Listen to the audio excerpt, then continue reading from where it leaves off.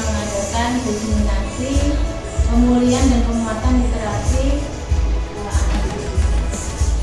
merupakan oleh-oleh dari kemarin saya sama Bu Arum ke RPRI Bapak Ibu sekalian. Di kegiatan hari ini nanti kita melakukan pengulangan materi ini, akan dipraktekkan bagaimana cara membaca nyaring, di mana hal itu merupakan salah satu siap untuk menumbuhkan minat bacaan. Saya buka acara hari ini dengan bacaan basmalah bersama-sama. Nanti kemudian bagaimana cara meningkatkan minat baca anak. Kemudian yang ketiga nanti tentang penilaian atau assessment di dalam pembelajaran berkaitan dengan literasi. Nah, rencana tindak lanjut dari kegiatan ini nanti adalah Bapak Ibu guru semua mempraktekkan di kelas bersama dengan anak-anak. Setelah mendapatkan ilmu hari ini nanti saya memantau kegiatan Bapak Ibu untuk mempraktekkan bagaimana cara meningkatkan minat baca anak ini menjadi bergairah kembali. Oke, dari saya ya, nanti bisa dilanjut oleh Bu Arum. Assalamualaikum warahmatullahi wabarakatuh. Sebelum acara ini saya mulai, saya akan membacakan sebuah pantun. Nanti Bapak Ibu mohon untuk saat saya baca pantun membalas cakep. Sanggup? Ya. Menayung sampai di tepi sungai. Cakep. Di tepi sungai. Sampai di tepi sungai tengah malam. Cakep. Sebelum acara ini dimulai, Cakep. perkenalkan saya ucapkan salam. Assalamualaikum warahmatullahi wabarakatuh. Waalaikumsalam warahmatullahi wabarakatuh. Yang terhormat Ibu Kepala Sekolah SDN 1 Bangkayan dan Bapak Ibu guru serta staf karyawan SDN 1 Bangkayan, marilah pertama-tama kita ucapkan puji syukur atas kehadirat Allah Subhanahu wa Ta'ala yang telah memberikan rahmat dan hidayahnya sehingga kita hari ini bisa mengadakan kegiatan diseminasi pemulihan dan penguatan literasi tingkat SD. Hal ini saya lakukan karena kemarin saya sudah diberikan ilmu di BPKMP Jawa Tengah selama 3 hari terkait dengan penguatan literasi. Literasi ini, kenapa kita kemarin bikin ke Semarang? Karena merah, takut pendidikan kita merah. Bagaimana solusinya? Yaitu dengan penguatan literasi ini. Apa itu literasi yang terkait di? Apa itu literasi? Bacaan. Apa itu literasi? Literasi itu apa ya? Membaca. Kebiasaan membaca, menulis, apalagi menyanyi. Dari apa? Terus ternyata bukan hanya sekedar menulis atau membaca. Literasi itu adalah tidak hanya sekedar membaca dan menulis, namun mencakup semua keterampilan berpikir yang bersumber dari pengetahuan dalam bentuk cetak, visual, digital, audio. Kalau cetak misalnya buku, kalau visual kita bisa membuat misalnya video-video. Untuk digital, di era digital ini kita bisa memanfaatkan buku di era digital, misalnya di CD, Budi, dan lain-lain. Masih banyak lagi di digital. Audio ini berarti tentang audio, mendengarkan sebuah musik atau rekaman lainnya. Ingat, literasi tidak hanya membaca dan menulis. Teks untuk kegiatan membaca tidak hanya teks tulis saja, bisa lainnya. Terus program membaca di sekolah tidak hanya buku, jadi tidak hanya literasi paling hanya membaca buku dan menulis buku, bukan seperti itu. Sekarang, anak yang lancar membaca pasti dapat memahami isi bacaan. Menurut Bapak Ibu tepat atau tidak tepat? Tidak tepat. Belum tepat. Belum pasti. Nah, kita lihat jawabannya. Tidak tepat karena pemahaman terkait dengan makna atau kata ujaran kalimat, sedangkan kelancaran membaca berkaitan dengan pemahaman akan bentuk, arah, dan bunyi huruf. Oleh sebab itu, peserta didik perlu membangun pemahamannya dia, makna, kata, dan ujaran sambil melatih kelancarannya saat ia membaca, intonasinya, bagaimana dia bisa membaca. Lagi, kegiatan atau pembelajaran membaca harus dilakukan dalam mata pelajaran Indonesia saja. Karena pada dasarnya semua guru membaca. Nah, PRTK ini adalah minat guru harus suka membaca dulu, bukan membaca WhatsApp atau membaca TikTok seperti itu, Instagram, tapi membaca buku yang berkaitan dengan pembelajaran untuk mengembangkan kompetensi kita dalam dunia pendidikan. Semua mata pelajaran menggunakan teks dalam berbagai bentuk, tidak hanya tersedia dalam bentuk teks tulis. Teks semua guru pelajaran harus tahu bagaimana strateginya untuk membaca bacaan dan bagaimana melatihkannya kepada siswa. Cara kita menyampaikan kepada siswa dan siswa bisa memahami dengan apa maksudnya kita yang akan tujuan dicapai. Teks untuk kegiatan membaca atau kegiatan tidak hanya baca tulis saja, teks tulis saja. Tepat atau tidak tepat?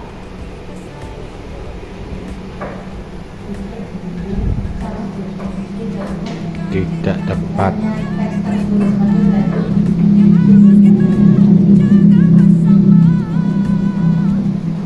Tepat. Saat ini bahan ajar dan media pembelajaran harus bersifat multimodal. Nah, ini yang diajarkan kemarin di RPMT, yaitu lebih dari satu mode, bisa tulis, audio visual, gestural, spasial, dan lain-lain, untuk mengoptimalkan stimulasi, pemahaman, dan kecerdasan majemuk. Jadi, literasi itu tidak hanya terkait dengan ini buku cetak, ini buku untuk literasi, tidak. Bisa kita menampilkan audio sebuah film atau musik, mendengarkan musik pada anak-anak itu bisa juga. E, C, D, dan E. Untuk yang fase A, pembaca dini 0 sampai 7 tahun. Berarti kalau kelas 1 itu pada fase A. Terus pembaca awal 7 sampai 8 tahun itu fase B1. Untuk pembaca awal 7 sampai 8 tahun itu B2 dan seterusnya.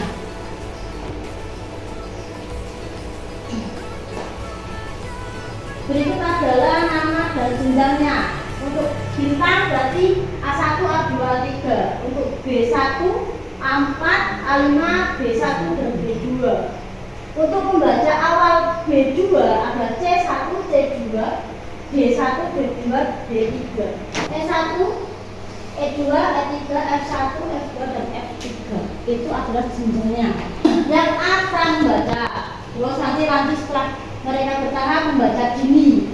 Setelah nanti bisa sampai ini membaca awal, membaca lancar, membaca lanjut, mahir, dan kritis. Di mana nanti membaca kritis kita mengajak mereka berpikir kritis sesuai dengan era digital sekarang, karena kita itu era digital menggunakan lebih ke 4C. Dan pembelajaran itu lebih menggunakan PBL dan PJBL, diajak mereka berpikir kritis. Dari tampilan berikut, menurut Bapak Ibu, apakah perpustakaan ini dapat menumbuhkan minat baca? Tidak. Dari gambar 1, 2, dan 3, apakah bisa anak suka ke perpus jika melihat penampakan perpus seperti ini? Kurang. Berarti seharusnya kita harus bagaimana untuk perpus? 1, menata. Apakah hanya menata saja? Iya, bukan merapikan. Merapikan, Memilah. memilah buku sesuai jenjang apa? Mempercantik. Penataan bukunya seperti ini? Tidak.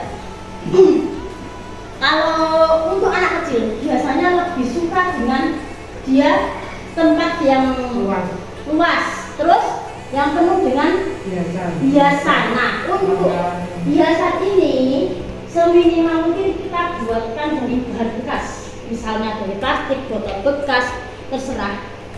Terus untuk perpus kita alangkah baiknya kita bisa mengajak kelas tinggi untuk menghias perpus kita, sehingga perpus kita tidak akan seperti ini tampakannya. Ambil aja seperti ini. Bisa nanti membuat pohon literasi, bisa membuat bacaan atau margin di kelas atau di ruang perpus bisa. Penumbuhan budaya literasi. Tersedia bacaan untuk aktivitas di lingkungan sekolah. Lingkungan sekolah dihiasi bahan kayak teks, tidak hanya bacaan buku. Misalnya di luar ada tanaman tomat, terus nanti diberikan tulisan, oh ini tomatnya gunanya untuk apa? Itu termasuk literasi, jadi literasi. Simple tapi sudah termasuk dia memberikan pengetahuan kepada anak didik kita. Tersedia waktu khusus untuk membaca. Nah, untuk membaca ini, misalnya untuk kelas 1, 2 sampai kelas 6 diberapa menceritakan kembali atau merangkum isi bacaan itu apa. Terus lingkungan sosial efektif. Kepala sekolah, guru dan pendidik mendukung dan memberi apresiasi terhadap kegiatan membaca yang menyenangkan. Nah, berarti untuk poin ini kita harus bekerja sama antara guru, kepala sekolah dan pendidik untuk menciptakan lingkungan budaya yang bisa mendukung terjadinya penguatan literasi.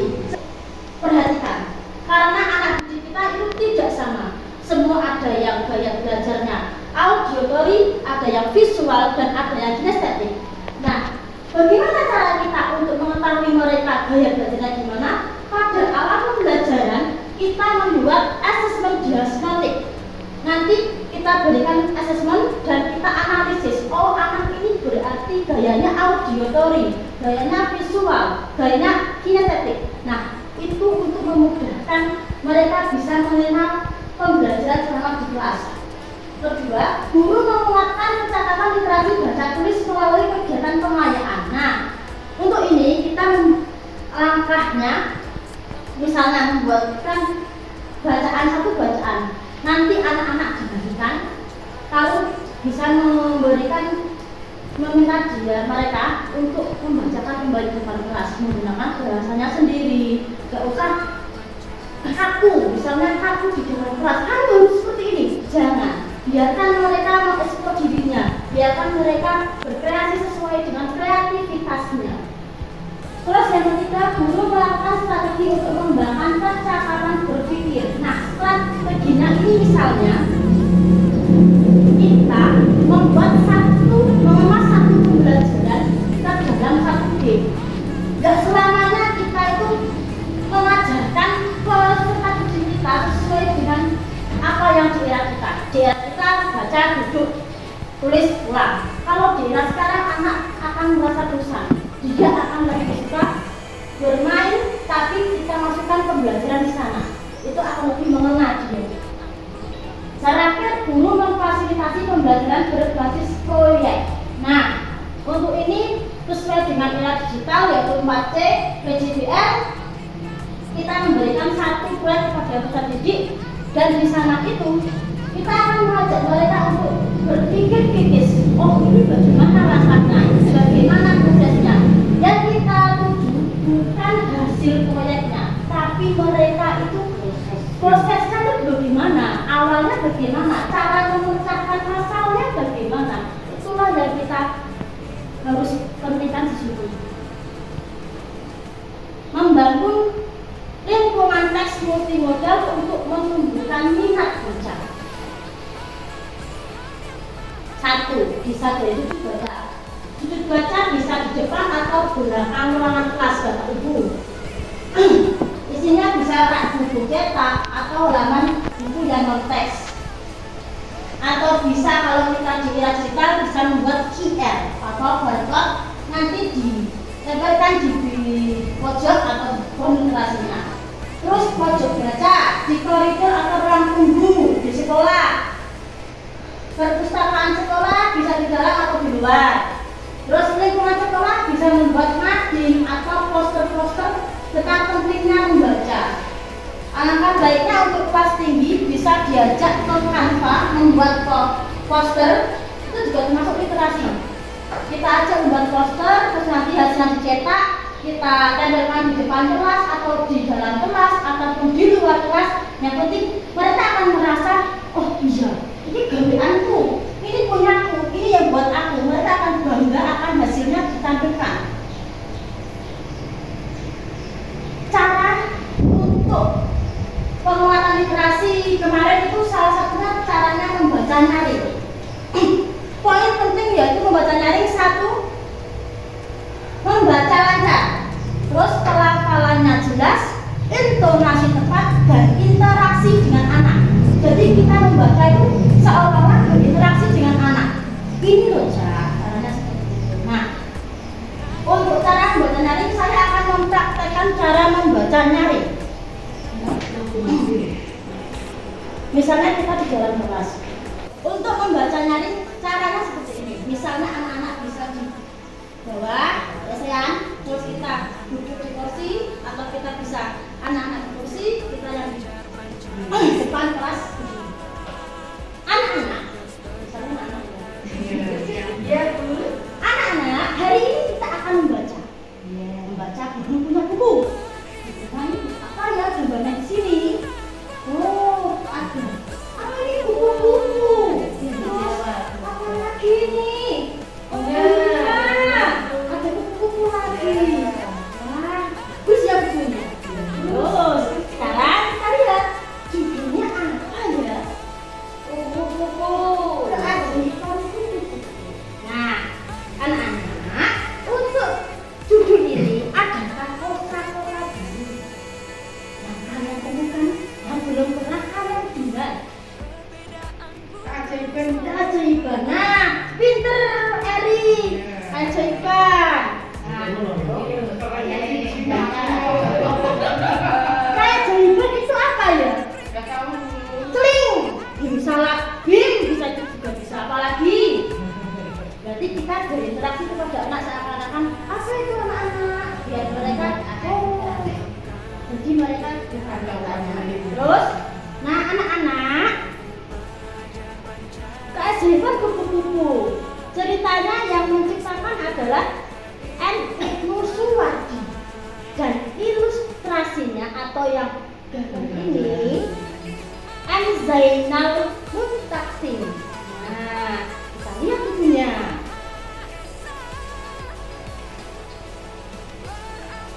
Nah, ini siapa yang tidak mengenal kupu-kupu? Kupu-kupu berada di mana-mana. Tidak ada suatu daerah yang tidak ada kupu-kupunya, kecuali daerah itu adalah gunung pasir. Jadi setiap orang pasti mengenalnya. Banyak kupu-kupu yang di sini. Ada 1, 2, 3, 4, 5, 6, 7 dan 8. Ada bunga-bunga. Ada warna apa ini kupu-kupunya? Oh, kuning. Ada apa lagi ini anak-anak? Bunganya ada warna apa?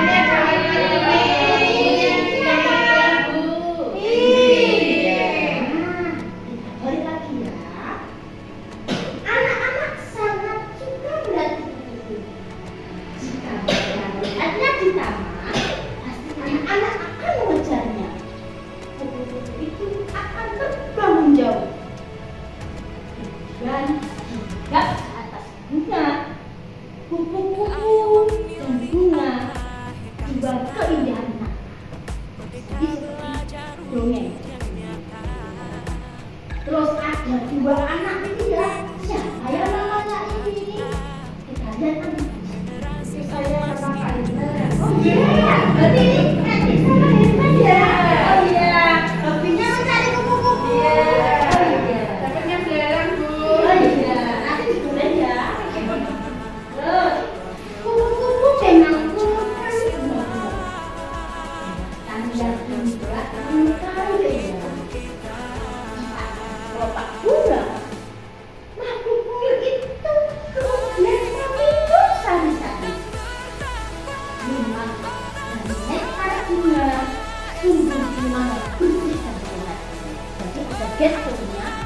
intonasinya ada penekanan. Jadi tidak memotong perasaan bapak. Maka anak-anak kan belajar sendiri. Kecuali kalau kita membacanya dengan intonasinya, mereka akan tertarik dan fokus.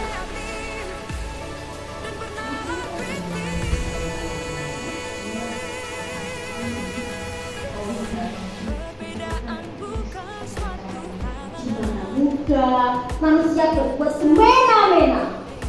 Kemudian dia sadar dan melakukan pertobatan. Tobat manusia itu diterima oleh Tuhan sehingga menjaga untuknya menjadi cantik dan bagus. Anak-anak, sekian cerita itu ada yang membacakan.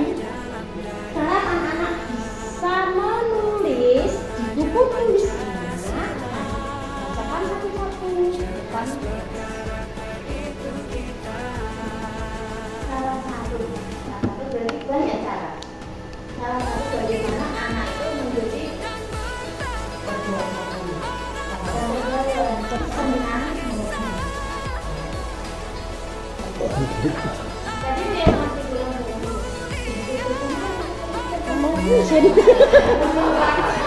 jadi ada perubahan itu.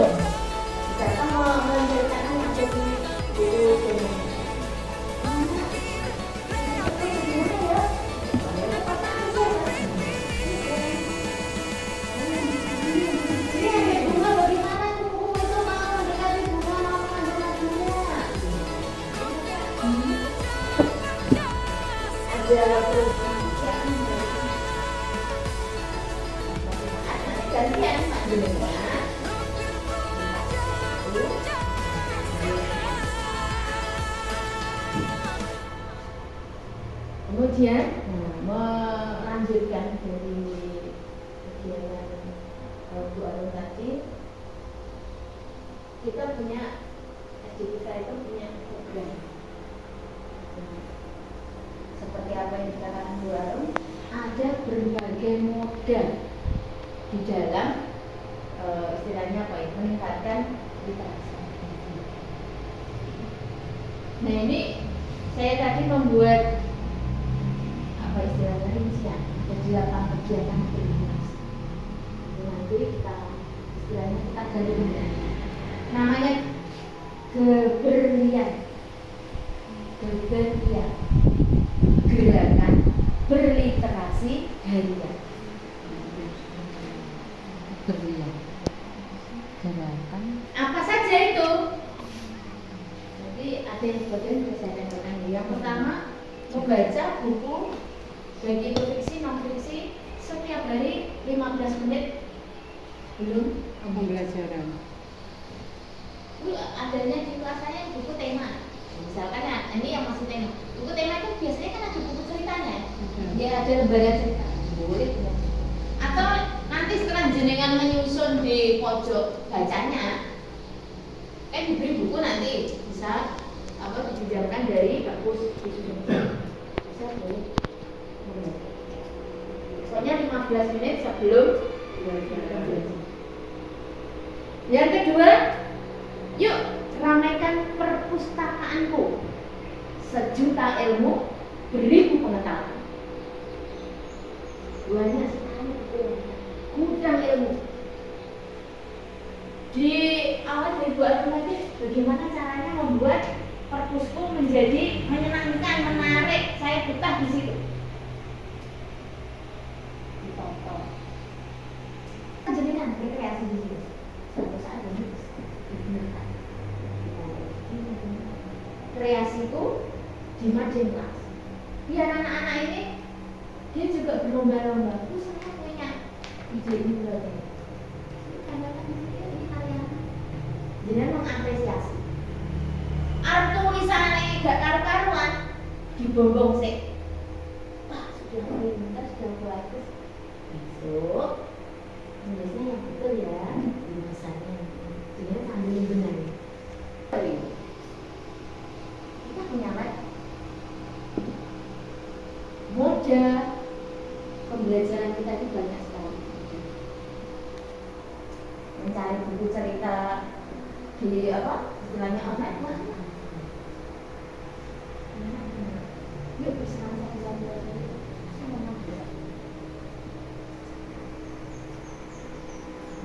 anjuran tanggung jawab ketika sudah selesai ya ditertibkan, dihentikan, disadon, orang berani dijabut. Kemudian yang keenam ada siapa berani bercerita. Jangan menggali potensi anak-anak. Siapa berani bercerita. Ini sebenarnya tidak hanya guru kelas Mbak itu juga sama berliterasi. Sama di sini. Makanya tadi apakah literasi itu hanya guru bahasa Indonesia? Tidak, semua guru olahraga pun juga berliterasi. Misal Pak Budanya tugas itu. Misal dengan kode-kode tiup peluit. Kemudian ada kode-kode anak-anak ini permainan misalnya. Itu juga simbol-simbol dan siapa berani bercerita. Jadi membuka anak untuk latihan PD, latihan di depan, menyampaikan pendapatnya dengan bahasanya sendiri. Nomor 7, berhitung. Siapa takut? Literasi tidak hanya berkaitan dengan membaca nulis, tetapi numeriknya. Jenengan bisa dengan biasanya Mbak apa? Sarapan pagi dan sudah mulai. Untuk di jalan di sarapan pagi. Mengorbankan waktu jenengan sebelum 6 bisa ambil sesi. Langgar, kenapa istilah tidak dibiasakan ya? Pertanyaannya bagaimana? Sesuai dengan tingkatannya kelas jenengan masing-masing. Jadi kalau Mbak dulu siapa namaku? Besok aku memiliki misalkan namakan berhitung ya, Amerik siap berhitung siapa takut. Bisa dengan tidak dengan angka tetapi menggunakan kalimat. Jika anak-anak dibiasakan nanti setelah kalian sebelum masuk nanti satu-satu ya. Nah, kalau pertanyaannya gampang anak bisa ditanya satu-satu dengan tidak memakan waktu yang panjang. Kalau soalnya yang membiasakan anak. Kota E kota E. Bisa. Apa? Iya, berkreasi jenenge oke, kertas saya ada. Nah, ini konsentrasi. Tarik kreasi ini. Nah, Bu, bentuknya Bu bisa menggunakan apa? Seperti dengan kayak kertas, tinggal mengambil, memperkreasi ini. Yang ke-8 adalah endingnya ini. Aku berani berkompetisi. Nah, ini nanti kita buat event pertandingan ya.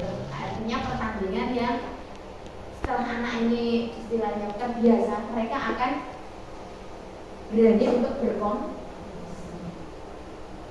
Ini kita akibatkan yang kemarin kita kerja apa ya? Setelah ulangan umum semester